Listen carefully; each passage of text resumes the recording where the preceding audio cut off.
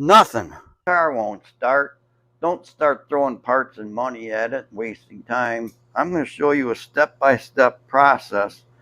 You can do it right and save a lot of time. You're watching Dan's Messy Garage. Today I'm going to walk you through just how I would diagnose a situation like that in my messy garage. Take note of what happens when you turn the key. Does nothing happen, like in my example?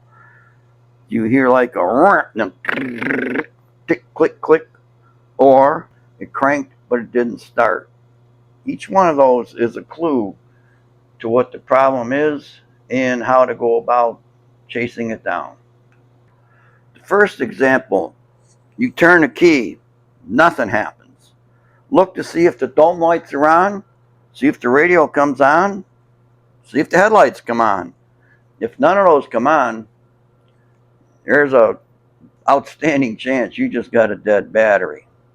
The second instance, you get in, you turn the key, and you might hear a roar and then some clicks. Do the same thing. See if the radio works. Turn the headlights on. Come out and look at them.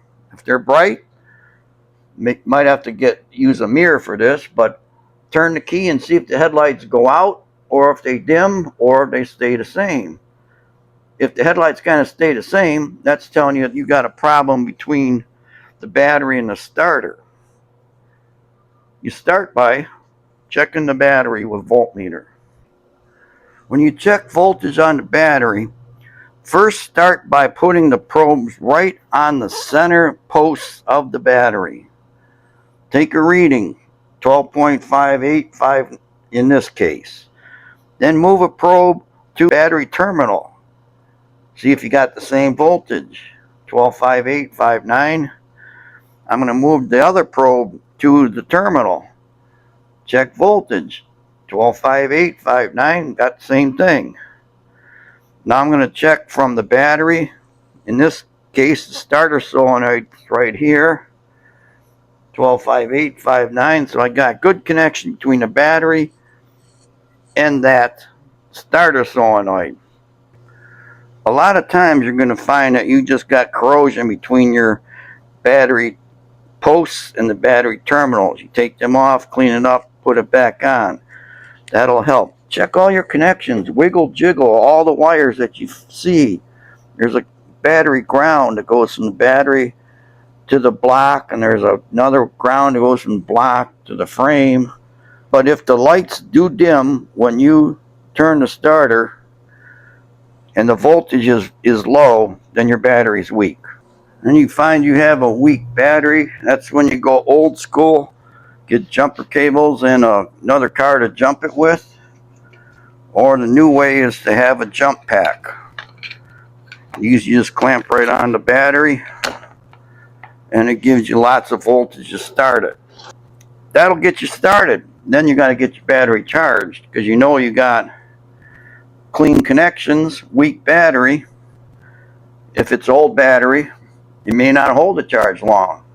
The other scenario I mentioned but I haven't talked about yet is like the headlights are pretty bright when you turn the key and it still doesn't start. Then you get out and check the wires that go from starter solenoid, or however the wire gets down to the starter. You would put a voltmeter right on the starter terminal and on ground and turn the key, or have somebody turn the key. Or if you do things alone like me, you put a video camera on the meter, and so you can get in there and turn the key, then watch the video and see what happens. But if you got 12 volts at the starter when the key is turned, you know you got a issue with the starter. It could be a bad ground, a bad connection. You go old school then. You take a hammer and beat on the starter. See if it starts then. If it doesn't, there's a good possibility you need a starter. Now we get into the third scenario where it cranks but it won't start. For an engine to run, you need air, you need fuel, and you need spark at the right time. If one of those are missing, the engine's not going to run. First thing to do, if it's an old car with a carburetor, look down the carburetor and work the throttle and see if you get fuel squirting down from the accelerator pump. If it's a modern car with fuel injection and an electric fuel pump, when you turn the key on, you should be able to hear a faint whine coming from like the gas tank area of the car. That'll tell you at least that you got fuel pump running, and if you see squirts in a carburetor, it means at least you got gas in the carburetor. If you don't hear electronic fuel pump running and there's no gas squirting in the carburetor, try some starting fluid. And if the car starts and runs for a second or two, you know you got a fuel delivery problem. And you can take the next steps to find out why. Is it a fuel pump? Or is the car out of gas? Electronic fuel pump could have a relay that's not sending the signal to the fuel pump. Wiring issue, computer issue, but let's not get carried away. We'll get back to the three things it needs: air, fuel, and spark at the right time. If it's got gas, you gotta check for spark.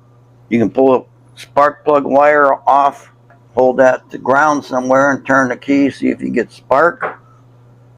Check and clean the points too. That's on an old car with a distributor.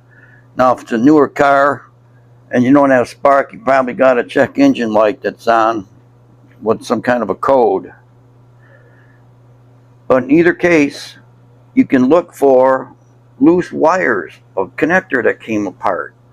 You know, if you can get to the wires on the distributor, trace them, see if there's a loose or corroded connection. Look at the coil, check to see if those wires are loose or corroded.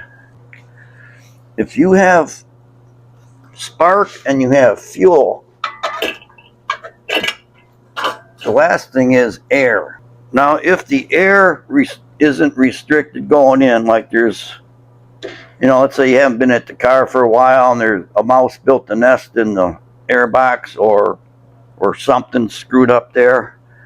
If you got gas and you got spark and you know there's air, the spark could be happening at the wrong time. That could be like a timing chain problem, distributor not turning, or the computer in a modern car maybe not sending the correct data to the ignition coils. But that's where things get a lot more involved and way out of the scope of this video. When you do your preliminary checks, you'll usually find out it's either a battery or a dirty terminal, or no spark, or starter's going bad, or it's simply out of gas. Thanks for watching Dan's Messy Garage. I hope you learned a little bit today. Please stay tuned to my channel for future videos and projects. Goodbye.